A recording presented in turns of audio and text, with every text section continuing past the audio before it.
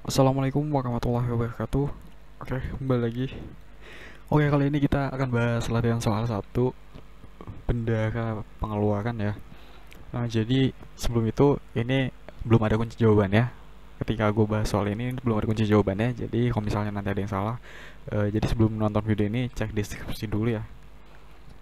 Siapa tahu ada yang salah gitu. Nanti ada yang salah akan diralat di kolom deskripsi atau di kolom komentar lah. Cari aja lah nanti ada di mana. Oke. Dan nanti kalau misalnya ada penjelasan yang salah juga tolong betulin ya di kolom komentar. Oke. Nah, lanjut aja kita masuk ke dalam transaksinya. Oke. Di sini ya kayak biasa lah ya kayak gini dan ada pagunya segala macam.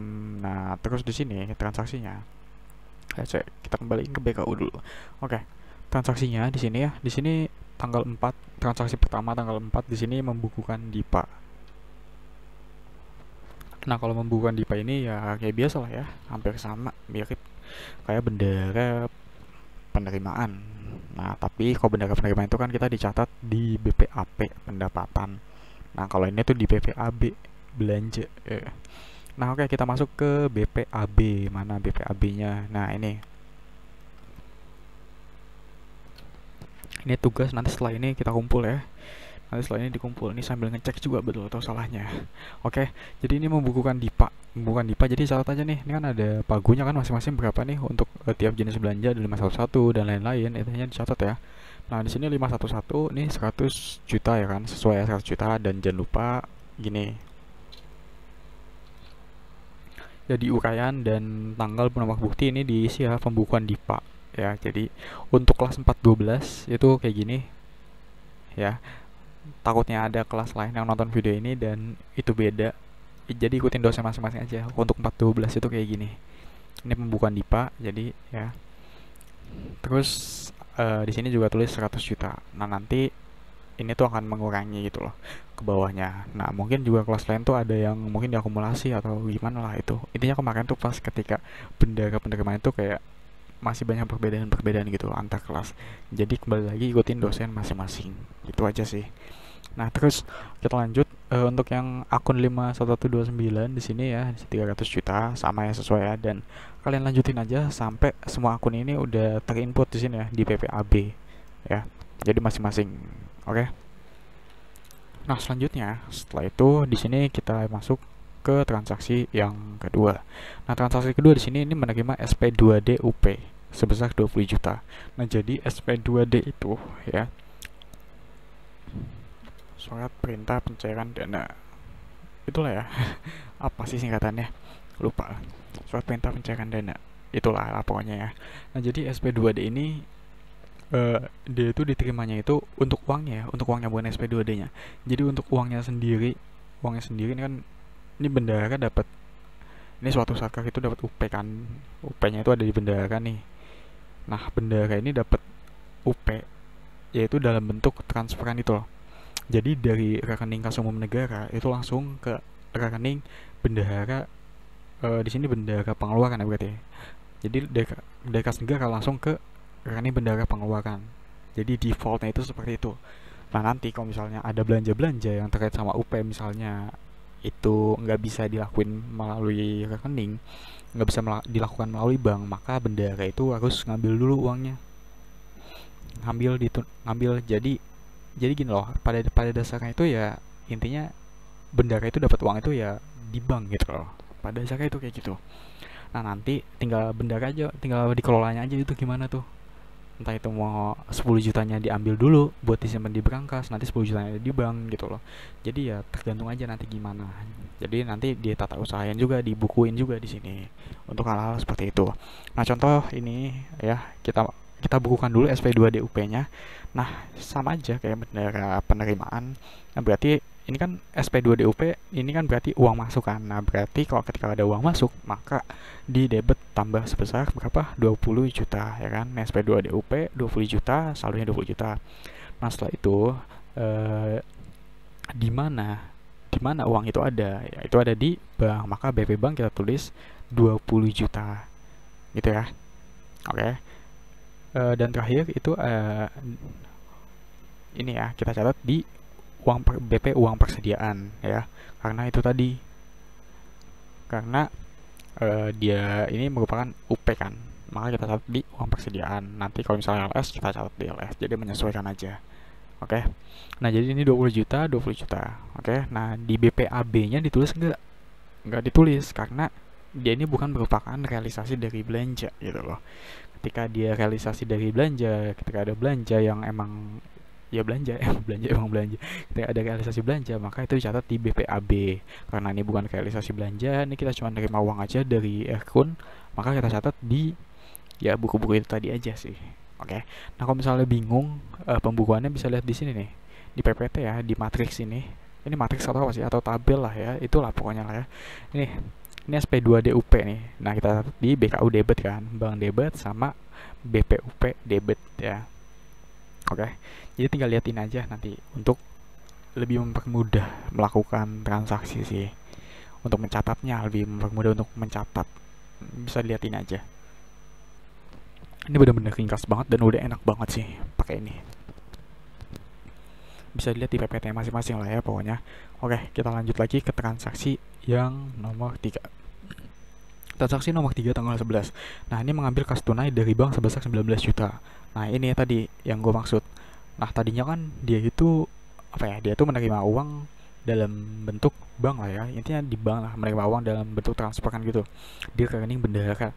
Nah, uangnya itu tadi itu bebas mau dikelola gimana, apa misalnya kayak mau diambil gitu, mau diambil kayak 10 jutanya buat disimpan di brankas, terus 10 jutanya lagi buat disimpan di bank, itu ya tergantung lah nanti di sana pengelolaannya itu seperti apa. Gue kurang paham juga sih gini. Nah, terus di sini kasusnya 19 jutanya tuh diambil, dimasukin ke brankas. Nah, 1 jutanya itu biarin ada di bank, entah buat transaksi apa nanti di bank, 19 jutanya juga buat transaksi apa nanti kita lihat aja. Oke. Jadi di sini itu 19 jutanya diambil nih. Tadi kan uangnya kan sepenuhnya 20 juta itu kan ada di bank kan. Diambil 19 jutanya buat disimpan di brankas. Jadi di banknya sisa 1 juta. Maka dari itu di transaksi nomor 3 ini tanggal 11 ini dia ini cuma ada apa ya? Cuma ada perpindahan posisi aja di mananya ya. Dari bank ke BP tunai. Oke, maka dari itu kalau kita lihat dari matriks ini ya, berarti PU bank ini lihat, PU bank ini penarikan uang bank ini DK ya, BKU-nya debit kredit. Nah, debit DK ini terjadi itu ketika tidak ada perpindahan uang sih biasanya, tidak ada uang masuk atau uang keluar. Itu biasanya di sini di BKU. Cuma ada perpindahan gitu, biasanya BKU-nya tuh debit kredit gitu. Nah, banknya kredit, kas tunainya debit ya. Udah, ini enak, tinggal ikutin ini aja sih. Kalau misalnya masih belum masuk logikanya, nanti lama-lama masuk sendiri yuk. Nah, oke, kita catat tadi di BKU-nya debit kredit ya, DK ya, mendebit kredit sebesar 19 juta, maka saldonya tetap kan, karena nggak ada uang masuk ataupun uang keluar, ya kan. Nah, terus BP tunainya tadi di kredit, di debit BP tunainya, karena kita ngambil uang kan. Nih, kita ngambil uang, kita simpan di brankas, maka dari itu BP tunainya itu sebesar debit 19 juta. Nah, BP banknya itu dikreditkan di sini 19 juta. Nah, kenapa sih BKU itu bisa debit kredit? Nah, jadi asal usulnya tuh kayak gini. Asal usulnya ya, kita pakai prinsip yang namanya single entry. Nah, yang dimana ada yang dikredit, harus ada temannya lagi nih yang dikredit. Ketika ada yang di debit, maka harus ada temannya lagi yang di debit gitu loh. Simpel aja gitu sih kalau single entry itu ya. Nah, jadi gini. Jadi kan tadi kita kan mindahin uang dari bank ke tunai ya, ke brankas. Berarti di banknya itu berkurang dong. Ya kan? Kredit kan 19 juta. Nah, ketika ada yang dikredit, harus ada lagi yang dikreditin lagi. Mana? Yaitu di BKU. BKU-nya kita kurangin juga nih 19 juta nih. Ya kan? Oke, paham kan sampai sini? Nah, kita ambil uang dari bank, kita kreditin, udah nih selesai nih. Udah ada temannya tuh tadi kredit sama kredit lagi di BKU. Nah, setelah itu uang di brankas kita bertambah sebesar berapa? 19 juta kan? Karena hasil dari ngambil uang di bank itu tadi. Maka dari itu di BP tunainya itu kita tambah nih 19 juta. Ya kan? Nah, ketika ada yang di debit, harus ada yang di debit lagi, harus ada temannya nih dia nih. Yaitu di BKU-nya di debit 19 juta juga. Maka dari itu di BKU-nya itu debit sama kredit gitu loh. Nah, oke, kita lanjutin ya ke transaksi yang nomor 4. Nah, di nomor 4 ini membayar tunai pengadaan ATK kepada toko Gramedia sebesar 11 juta, dipungut PPN 10%, PPh 1,5%. Nah, ini. Jadi, nah ini yang gua bilang tadi, ini tuh merupakan kayak realisasi belanja lah. Ini tuh mengurangi cash kita gitu ya. Realisasi belanja, maka dari itu dicatat di BPAB. Itu nanti sesuai akunnya masing-masing berapa. Dan di sini juga dipungut PPN 10%. Nah, jadi yang namanya bendahara itu tuh berhak buat memungut pajak-pajak tertentu yang memang eh, dipungut oleh bendahara gitu lah, sesuai aturannya lah. Itulah, kita kan udah belajar juga pengantar perpajakan yang dimana contohnya itu seperti PPh 21, PPh 22, terus PPh 23 itu kan dipungut bendahara kan. Bendahara itu boleh mungut itu kan. Nah, maka dari itu untuk pajak-pajak tersebut dalam pembukuan ini dia itu sebagai penerimaan gitu loh. Sebagai penerimaan pajak-pajaknya ini gitu. Oke, pelan-pelan dulu kita bukukan yang pengadaan ATK-nya dulu ya. Buat bayar ATK ini, membayar tunai pengadaan ATK kepada toko Gramedia. Oke, kita bukukan pembayaran ATK-nya dulu. Karena ini uang keluar, maka kita kreditin. Jadi sesimpel itu gitu. Kayak uang keluar kredit, uang masuk debit, udah gitu. Itu mindset utamanya ya. Oke, tapi balik lagi sih, tetap aja harus paham logikanya juga. Nah, jadi ini membayar ya, membayar itu berarti uang keluar kan. Nah, uang keluar berarti kita kredit aja nih sebesar berapa? 11 juta. Nah, berarti di sini bayar ATK kepada toko Gramedia sebesar 11 juta di sini.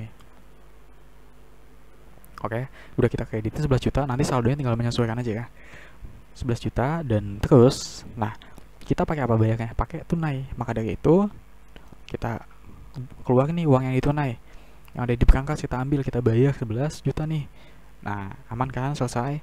Nah, terus dari mana? Ya kan? Dari mana? Berarti di BPUP. Karena kita pakai uang UP itu tadi, bayar tunainya itu. Nah, ini sebesar 11 juta dikreditin juga. Nah, selain itu kita catat di BPAB karena dia merupakan realisasi belanja. Nah, di sini ada belanja ya. Belanja dan mengurangi pagu juga kan dia, mengurangi pagu ini loh. Ya. Ini kita catat. Tadi udah kita catat pembukuan DIPA di sini dan terus kita catat nomor bukti 003 bayar ATK kepada toko Gramedia sebesar 11 juta nih ya. Nah, cara bayarnya nanti kita tulis ini pakai apa nih? Kalau misalnya pakai UP kita pakai UP, kalau LS pakai LS. Tadi pakai UP kan 11 juta. Ya udah UP 11 juta. Nah, terus untuk akunnya sendiri di kolom akun sini ya, kolom akun sendiri ini pasti bakal mengurangi pagu. Jadi 500 juta dikurangi sama 11 juta. Jadi 489 juta. Nah, untuk posisi UP-nya ini tuh masih jadi bukti pengeluaran.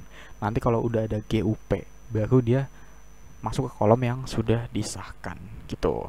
Jadi GUP nanti itu dia itu sebagai apa ya? Sebagai pengesahan sih, untuk pengesahan juga, untuk mengesahkan belanja gitu loh. Selain mengesahkan belanja itu tadi untuk revolving UP gitu loh. Jadi tandanya itu bahwa UP-nya itu udah dipertanggungjawabkan gitu loh. Ya, sebangsa itulah pokoknya. Nanti kita bahas. Nah, selanjutnya tadi udah selesai kan? Untuk Gramedia ini, untuk pembayaran ATK-nya udah selesai kan. Nah, bendahara ini memungut PPN sebesar 10% dan PPh 21 sebesar 1,5%. Nah, itu tadi bendahara itu berhak buat mungut pajak-pajak, itu pajak-pajak yang emang bendahara itu boleh pungut lah pokoknya. Nah, di sini ada PPN sama PPh 21. Maka dari itu pajak-pajaknya ini tuh termasuk ke dalam penerimaan. Maka dari itu kita masukkan ke kolom debit ya. Jadi di sini langsung aja kita masukin dua ya. Pungut PPN sama pungut PPh 22 itu kita masukkan kolom debit sesuai nominalnya berapa, 1 juta sama 150.000. Saldonya menyesuaikan, nanti tinggal hitung aja. Nah, di sini apa? Pakai tunai bayarnya ya. Uangnya ada di mana? Kita simpan di tunai. Di sini pungut PPN 22 sama PPh 22 ya. Sama debit 1.150.000. Ya, untuk pajak ini konsepnya sama aja sih. Nah, terus untuk itunya dari mana? Dari pajak sumber uangnya itu. Nah, ini pungut PPN 1 juta, pungut PPh 22 150.000 ya. Nanti menyesuaikan saldonya. Oke, di situ aja. Nggak perlu dicatat di BPAB ya. Oke. Nah, ini kembali lagi lihat ini aja sih sebenarnya, kalau misalnya mau lebih gampang buat ngerjain itu lihat ini aja sih. Oke, kita lanjut ke transaksi ke nomor 5. Nah, ini menyetorkan tunai ke kas negara melalui bank persepsi pungutan pajak tanggal sekian, toko Gramedia dengan SSP ya. Oke. Kalau menyetorkan ke kas negara seperti ini, ya udah tinggal kita kreditin apa aja apa yang udah kita debit tadi itu pajaknya. Nah, tadi kita debit di BKU kan, maka dari itu kita kreditin aja di BKU karena ya uangnya itu udah kita setorkan ke kas negara gitu loh. Maka dari itu alasannya kenapa tinggal kreditin aja karena uangnya udah kita stok ke kas negara. Uang keluar artinya dia itu posisinya ada di kredit di sana. Oke. Nah, ini berarti kita kreditkan 1.150, 1 juta sama 150.000. Terus tadi ada di mana lagi uangnya nih? Ya, ada di tunai kita ya. Kita setorkan, kita kasih ke kas negara itu sebesar sama. Ya, tinggal kita kreditkan aja.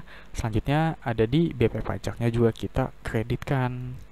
Ya, di sini ya, pengeluaran ya. Di bagian kolom pengeluaran sini, ini 1 juta untuk yang PPN, PPh 22-nya itu 150.000. Jadi gini ya, kurang lebih gini nanti hasilnya. Nah, udah 0 kan, udah disetorkan ke kas negara, artinya kayak gini. Oke. Nah, di BPAB-nya perlu nggak? Nggak perlu. Udah segini aja. Ya. Dia bukan belanja soalnya dia tuh penerimaan ya. Oke, kita lanjut membayar ke transaksi nomor 6 ya. Nomor 6 itu membayar tunai pengadaan ATK kepada toko Gramedia sebesar 4.400.000. Ya, dia pungut PPN 10% dan PPh 22 itu 1,5%. Oke. Bagi berarti kalau ini tuh sama kayak tadi lah ya, sama kayak transaksi sebelumnya, transaksi yang ada di tanggal berapa sih, transaksi 4 ini loh ya, tanggal 13 itu. Nah, membayar tunai pengadaan ATK kepada toko Gramedia sebesar 4.400.000. Nah, ini juga sama kayak tadi, sama persis ya. Jadi ini kan membayar tunai ya. Membayar tunai berarti uang di tunai yang kita kurangin dan BKU juga kita kurangin karena dia membayar kan, membayar itu artinya uang keluar kan, berarti posisinya ada di kredit gitu loh. Ini berarti bayar ATK ke toko Gramedia sebesar 4.400.000 dan setelah itu ini pakai apa? Pakai tunai kan? Pakai tunai, maka tunainya berkurang sebesar 4.400.000. Oke, aman kan? Nah, setelah itu dari mana? Dari BPUP ini. Ya, BPUP sebesar 4.400.000 nih, ya. Oke, sumber pengeluarannya itu dari sini, dari UP. Nah, jadi lihatlah jadi sini lagi nih. Kalau yang itu yang tadi berarti masuk ke dalam ini bayar tunai, ya kan? Nah, BPAB-nya juga dicatat. Tapi BPAB-nya itu belum disahkan ya, dicatatnya. Dari mana? Dari mananya udah ya, uang persediaan. Nah, terus selanjutnya di BPAB itu kita catat juga nih. Karena dia merupakan belanja, realisasi belanja. Nah, maka dari itu kita catat di sini di Gramedia sebesar 4.400.000. Cara bayarnya itu kita pakai UP ya di sini. Terus selanjutnya untuk akunnya juga sama, nih mengurangi pagunya jadi 489 juta dikurangi sama 4.400.000 nanti akan dapat 484.600.000. Nah, posisi UP-nya itu masih ke dalam bukti pengeluaran ya. Oke, sampai sini ini benar-benar sama persis kayak tadi kok yang transaksi ini. Oke, selanjutnya ini dipungut PPN. Nah, ini sama, ini tuh jadi bendara itu berhak mengungut pajak ya, sama kayak tadi. Intinya ya udah, ini sebagai penerimaan tinggal dimasukin aja ya, 400.000 sama 60.000. Nah, terus itu pakai tunai, berarti ada di tunai nih, ada di mana? Di tunai, di perangkas 400.000, 60.000. Terus ada dari mana? Dari ini, dari BP pajak, dari pajak ya. Sumber penerimaan itu dari pajak kan, berarti ini pungut PPN 400.000 sama 60.000 PPh dua-duanya. Oke. Nah, terus untuk yang transaksi nomor 7 ini tanggalnya ngaco sih kayaknya sih ya. Ini 18 lah, kok 16 gitu di bawahnya. Ya udah nggak apa-apa, kita ikutin aja tanggalnya, nggak apa-apa ya. Oke, jadi tanggal 16 yang transaksi nomor 7 ini menyetorkan tunai ke kas negara atas pungutan pajaknya itu tadi. Nah, ya udah sama kayak tadi. Jadi kita udah debitin pendapatan kita, penerimaan pajaknya. Nah, setelah itu ketika kita pengen setor kas negara, artinya uangnya itu kita keluarkan, kita kasih ke negara gitu loh. Jadi tinggal dikreditin aja nih, stok PPN PPh 22 400.000 sama 60.000. Tadi ada di tunai ya, uangnya ada di berangkas, ada di mana? Di berangkas stok PPN, stok PPh 22 400.000 dan 60.000. Selanjutnya untuk BP pajak. Nah, di sini sama ya, 400.000 sama 600.000 ya. Ini ya 400.000 sama 600.000 sama 60.000, maaf. Kalau tadi ada ngomong 600.000 itu salah, 60.000 ya. Di sini nominalnya 60.000 nih. 60.000 bukan 600.000. Oke, sehingga saldonya nih, saldo BP pajaknya itu 0 ya. Coba kita lihat di ini, di tabelnya ada nggak sih yang pajak-pajak gitu ya. Oh, ini cuma pungut pajak nih, stok pajak aja ada kan. Yang tadinya di debit kan ya, debit di BKU nih. BKU, kas tunai, sama di sini apa? Pajak kan, di debit kan. Nah, setelah itu kalau ketika dia stok, maka tinggal di K aja, dikreditkan aja semua ini. Apa yang tadi udah kita debitkan gitu loh. Oke. Nah, lanjut kita ke transaksi nomor 8.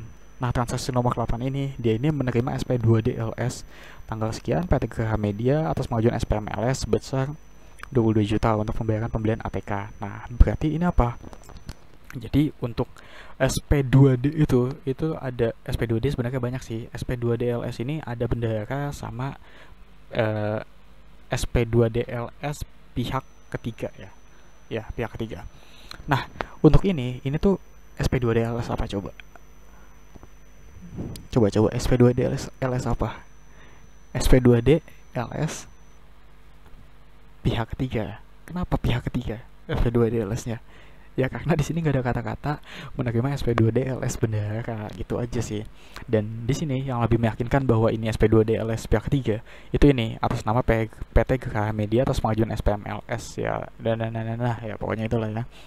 Jadi ini tuh SP2DLS pihak ketiga. Nah, yang dimana SP2DLS pihak ketiga ya gimana ya? Untuk pembayaran LS pihak ketiga itu kan dari akun langsung ke kas negara. Tapi dia ini merupakan realisasi belanja dari suatu saat ke ini kan. Artinya apa? Akan mengurangi pagunya dong. Ya enggak? Nah, karena di sini tuh SP2DLS pihak ketiga ini ya, dia itu kan nggak ada kas masuk ke nggak ada kas masuk ke bendahara kan, nggak ada kan kas masuk ke bendahara. Maka dari itu gimana kalau nggak ada kas masuk ke bendahara? Langsung aja dicatat di BPAB. Kenapa dicatat di BPAB? Karena itu tadi, ini tuh merupakan realisasi dari belanja, sehingga dia itu mengurangi pagu yang ada tadi itu di BPAB itu loh. Coba saya sebentar tak buka dulu BPAB-nya. Nih, kan ada pagu kan, ya kan? Nah, belanja ini tuh mengurangi pagu ini, maka dari itu kita harus catat di BPAB ya. Jadi walaupun gak ada uang masuk atau uang keluar di sini ya, tapi tetap harus dicatat di BPAB gitu. BPAB aja, jadi ini tuh catatnya di BPAB aja untuk SP2DLS pihak ketiga. Nah, nanti kalau SP2DLS bendahara itu beda lagi ya. SP2DLS bendahara itu nanti dicatat di BKU. Soalnya apa? Kan dari kas negara itu ke bendahara dulu kan. Nah, itu ada uang masuk tuh. Nah, nanti maka dari itu perlu kita catat ya kayak gitu. Tapi kalau misalnya ini kan dari kas negara langsung ke pihak ketiganya, maka dari itu ya udah langsung hajar aja, catat aja di BPAB karena dia merupakan realisasi belanja, masih perlu dicatat walaupun gak ada uang masuk ya, tapi catatnya di BPAB aja. Oke, langsung di sini SP2DLS nomor sekian PT Graha Media. Nah, ini untuk nilai transaksinya 22 juta. Ini setahu gue di sini nggak ditulis 22 juta sih ya. Ini kita hapus aja. Setahu gue nggak ditulis 22 juta. Ini 22 juta. Oke, nanti kalau misalnya salah tolong betulin ya di bawah ya, di kolom komentar ya. Nah, terus ini untuk akunnya itu ya, ini mengurangi pagu itu tadi yang gue bilang itu, mengurangi pagu. Nah, ini 484.600.000 dikurangi sama 22 juta ya. Ini kita ganti dulu. Dikurangi sama 22 juta, nanti kita dapat sebesar sekian. Nah, jadi 462.600. Itu harus dikurangin harus, soalnya dia merupakan realisasi belanja. Nah, untuk LS ini ya, dia itu masuk ke dalam yang sudah disahkan ya, udah dipertanggungjawabkan lah ya, udah disahkan di sini untuk LS. Oke, kita lanjut yang terakhir banget ya, di transaksi nomor 9 tanggal 27 ini menerima SP2D GUP. Nah, ini tadi GUP ini dia itu fungsinya itu untuk, sebenarnya fungsi utamanya itu ya untuk, gak ada fungsi utamanya sih. Jadi fungsinya itu di GUP ini untuk revolving UP. Jadi setelah kita pakai sekian persen, nah jadi itu tuh boleh 50% ya kalau nggak salah ya. Jadi setelah kita pakai 50% UP, kalau nggak salah ya, lupa nih, agak lupa nih. Jadi kalau nggak salah itu ketika kita pakai 50% UP itu kita tuh boleh revolve UP lagi, revolve UP, boleh revolving lagi. ya. Jadi boleh ngisi UP-nya kembali supaya UP-nya itu mencapai ya semaksimumnya untuk di sana lah berapa gitu lah ya, sesuai nanti masing-masing berapa. Nah, selain itu GUP juga di sini tuh untuk berfungsi untuk mengesahkan belanja UP. Jadi tadi kan kita kan belanja tuh ya. Belanja. Nah, itu masih masuk ke dalam yang ini, masih masuk ke dalam yang bukti pengeluaran. Belum masuk ke dalam sudah disahkan. Kenapa? Karena belum GUP itu tadi belum disahkan gitu loh. Belum disahkan belanja UP-nya itu. Karena itu dia ini ketika belum disahkan dia itu masih apa ya, masih masuk ke dalam kategori kayak belanja bendahara gitu, belum menjadi belanja negara. Nah, ketika dia disahkan maka udah menjadi sah, udah menjadi belanja negara gitu loh, udah menjadi beban negara. Oke gitu kalau udah disahkan. Salah satu,